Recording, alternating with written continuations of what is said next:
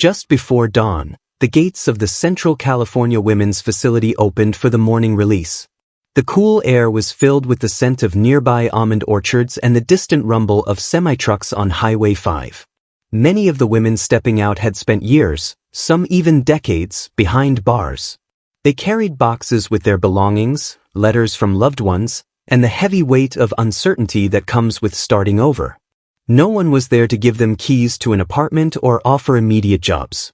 All they had was a bus ticket and the hope that they could stay free this time. By the way, welcome to Celebrity Hip Hop Showroom, where hip hop and celebrity drama never sleep, so hit that subscribe button so you never miss the mess. Let's get into it. However, on that March morning in 2025, things were different. At the bus stop, well before sunrise, a group of volunteers waited with backpacks full of hygiene kits, prepaid Metro cards, and lists of contacts, caseworkers, housing advocates, mental health counselors, and local mentors ready to help these women transition. From the shadows emerged a familiar figure in a hooded sweatshirt, stepping forward with a calming presence that eased their anxiety: Kendrick Lamar.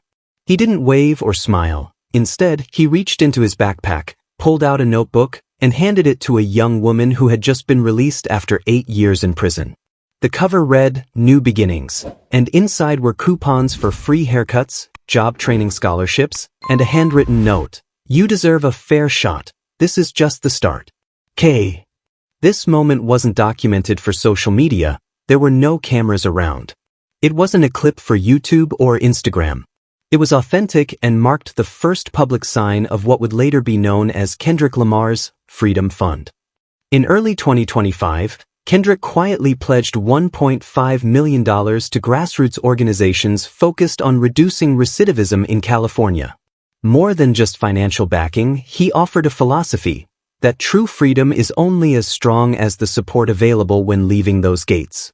Many returning citizens face numerous challenges: housing discrimination, gaps in their work history, and lingering trauma.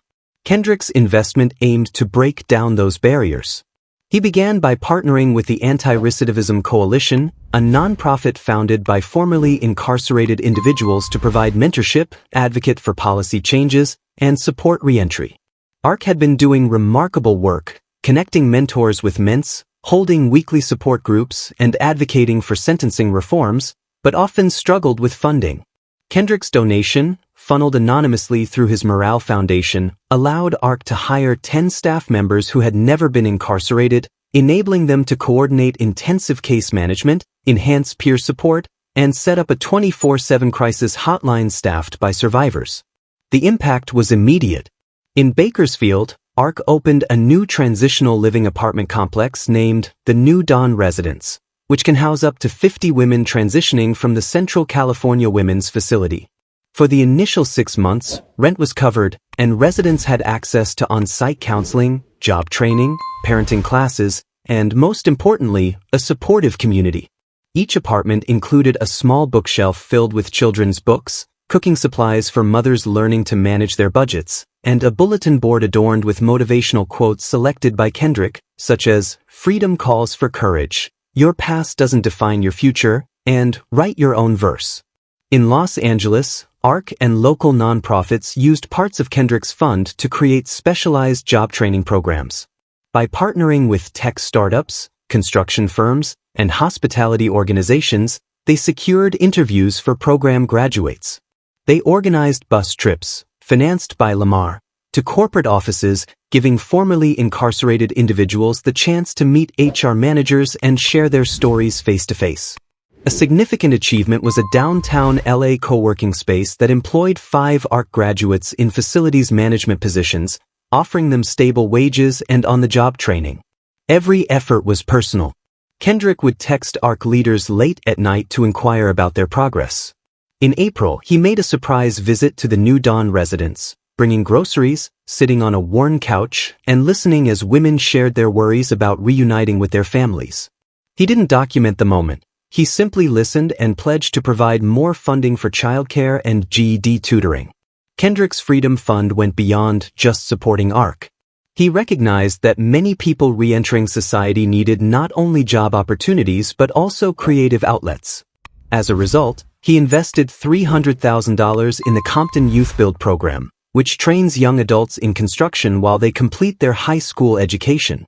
Youth Build also provides an alumni program for those who have been incarcerated. With Kendrick's support, they set up a fully equipped woodworking studio and launched a poetry and power tools workshop where graduates learned carpentry skills alongside spoken word writing, reflecting Kendrick's own background in storytelling. One participant, Terrence, had spent 8 years in prison for a non-violent offense. He struggled with anger and trust issues, but during the workshop he found a way to express himself. He built bookshelves for the New Dawn residents and wrote a rap about his personal journey, using nails and metaphors to share his story. When Kendrick visited and listened to Terrence rap about woodworking and moving on from his past, he nodded in approval. He then gave Terrence a $10,000 check to help him start a small furniture-making business that would provide jobs for other ARC graduates. Throughout this initiative, Kendrick kept everything private, avoiding social media. He didn't post pictures of checks or take selfies with those he assisted. The only public acknowledgement was a black and white photo in a community newsletter showing him shaking hands with a Youth Build instructor, captioned, "Thank you to our anonymous donor." However, in Compton and South Central, everyone knew who that donor was. One of the most ambitious elements of the Freedom Fund involved policy grants. Kendrick understood that meaningful change requires more than just individual support. He dedicated part of his $1 million investment to fund fellows in a legal advocacy program at UCLA Law School. These fellows, both students and alumni, collaborated with ARC co-founders to draft legislation aimed at reforming California's three-strikes laws, broadening opportunities for record sealing, and increasing funding for reentry services. Within weeks, they submitted a bill proposal that received bipartisan support in Sacramento, focusing on reducing parole violations by prioritizing supportive services over technical infractions. Kendrick's most daring move occurred in late summer 2025. When the governor suggested budget cuts to health and human services, there were widespread concerns that organizations like ARC would lose crucial funding. In an unexpected gesture, Kendrick placed full-page advertisements in the Los Angeles Times and Sacramento Bee, not to promote himself, but to share success stories from ARC clients and call on lawmakers to protect reentry funding. The ads featured the faces of program participants, without revealing their names, and conveyed the message: keep the promise of freedom for all Californians. This initiative ignited public outrage, rallied community organizations, and ultimately led to a provision in the state budget that preserved 25% of reentry funds from being cut. By October, the results were remarkable. Recidivism rates at ARC partner sites had dropped by 32% over 3 years. More than 1,200 formerly incarcerated individuals received thorough case management, and over 400 completed job training programs. Furthermore, 6 new small businesses started by beneficiaries of the Freedom Fund were generating local employment. Most importantly, hundreds of families were reuniting with reduced stigma and increased hope. Throughout this journey, Kendrick remained in the background, tracking metrics on his phone during breaks, writing new lyrics inspired by his experiences, and quietly planning the next steps. This included a nationwide summit in Los Angeles scheduled for early 2026, where formerly incarcerated leaders, policy experts, and philanthropic organizations would gather to share replicable models. What distinguished Kendrick's Freedom Fund was not just the financial backing, though over $1.5 million is substantial, but the core belief that freedom must be rebuilt gradually, one individual at a time. It highlighted the importance of comprehensive support systems, housing, employment, mental health, community, and policy reforms all working in harmony. He believed that true generosity doesn't seek an audience, it's about genuinely changing lives. In late 2025, a documentary crew finally received Kendrick's consent to film a brief segment about the Freedom Fund, with the condition that no footage would be released until 2026.